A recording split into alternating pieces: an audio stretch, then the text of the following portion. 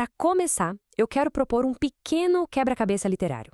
Um daqueles que revela um pouco da mágica por trás de como as melhores histórias são contadas, sabe? Então a questão toda é a seguinte: quando a gente está lendo uma história, quem é que está falando de verdade? Parece simples, né? Mas a resposta é muito mais fascinante e complexa do que parece. E olha, desvendar isso é como descobrir um dos segredos mais bem guardados dos grandes romancistas. Dá uma olhada nessa frase de abertura. É bem chocante, né? A morte lenta do pessoal da cidade é descrita como um desgosto. Que jeito assim bem peculiar de começar uma história. E é aí que tá o nosso quebra-cabeça. Essa emoção, esse desgosto com a vida longa das pessoas, de quem é isso? É do autor? Do Chekhov? Que de repente se revela um cara super insensível?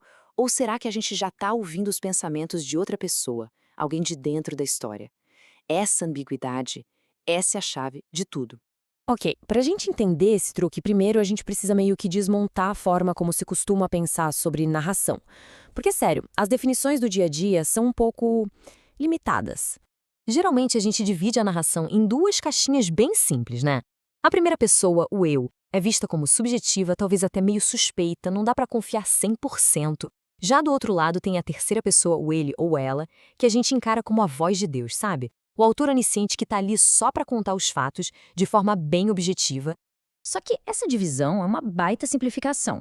A verdade é que muitas vezes a narração em primeira pessoa é super confiável, o autor vai dando pistas bem claras de como devemos interpretar aquele narrador, e a tal onisciência da terceira pessoa quase nunca é total. O próprio estilo do autor, as palavras que ele escolhe, já direcionam o nosso olhar, tornando a narração sempre um pouco parcial, mais pessoal. Beleza, então se não é o autor e nem o personagem falando diretamente, de quem é essa voz? Bom, a resposta está numa técnica muito poderosa que está por trás dessa mágica toda: o discurso indireto livre. O discurso indireto livre é basicamente uma ferramenta que dissolve a fronteira entre o narrador e o personagem. Não é o autor falando, nem é o personagem falando. É uma fusão, uma terceira voz que vive ali num espaço intermediário, misturando a linguagem do autor com a perspectiva do personagem. Olha só como isso evolui. A gente começa com o discurso direto, né? Bem claro e simples. Depois vem o indireto, onde o autor relata o pensamento, mas é no terceiro passo que a mágica acontece. Aquelas marcações tipo ele pensou simplesmente somem. A narrativa assume o tom, a emoção do personagem. E de repente a gente está lendo tediosamente infeliz e que raio diria ele? A fronteira sumiu. Vamos pegar um exemplo bem simples, mas que é brilhante. Se a frase fosse só Ted olhava a orquestra por entre lágrimas, seria um relato normal em terceira pessoa. Mas uma única palavrinha muda tudo. Aí vem a pergunta-chave: de quem é a palavra idiotas? Dificilmente é o autor julgando o próprio personagem por chorar, né? Não, a palavra pertence aos dois. É quase uma transferência alquímica. Pertence ao Ted, que se sente constrangido, talvez até com raiva de si mesmo por estar chorando. É essa fusão que nos puxa para dentro da experiência dele, criando uma empatia instantânea. Ok, agora vamos ver como um mestre como Henry James pega essa técnica e eleva ao nível de genialidade, usando ela para nos colocar dentro da mente confusa de uma criança. Nesse trecho, o James está contando história pelo ponto de vista da pequena Maisie, uma menina que está no meio do divórcio caótico dos pais.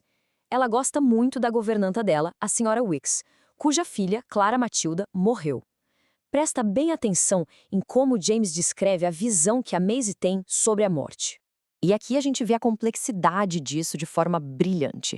O James não está dando só a visão da Maisie. Ele faz a gente sentir, ao mesmo tempo, três coisas: a crueldade do mundo dos adultos, o jeito como a Maisie tenta processar essa crueldade com a cabecinha dela de criança, e por baixo de tudo isso, o sentimento genuíno dela de que a senhora Wicks é a única pessoa que a faz se sentir segura.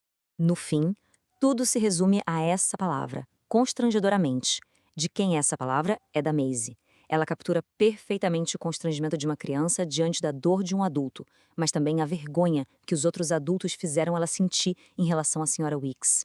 É a mente de uma criança tentando conciliar o que ela sente de verdade com o que dizem para ela que ela deveria sentir.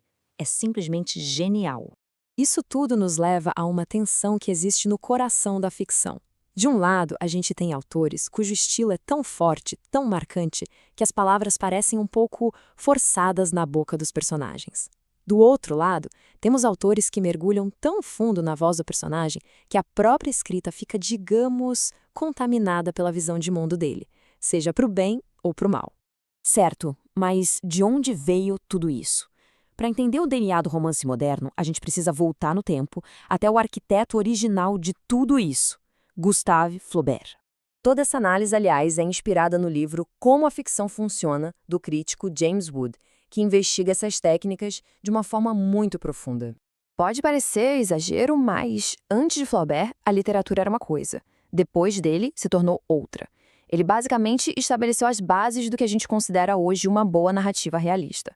A influência dele foi tão grande que se tornou quase invisível, sabe? Como o ar que a gente respira. Essas são as regras do jogo que o Flaubert estabeleceu. A ideia de que o autor deve ser como Deus no universo, presente em todo lugar, mas visível em lugar nenhum.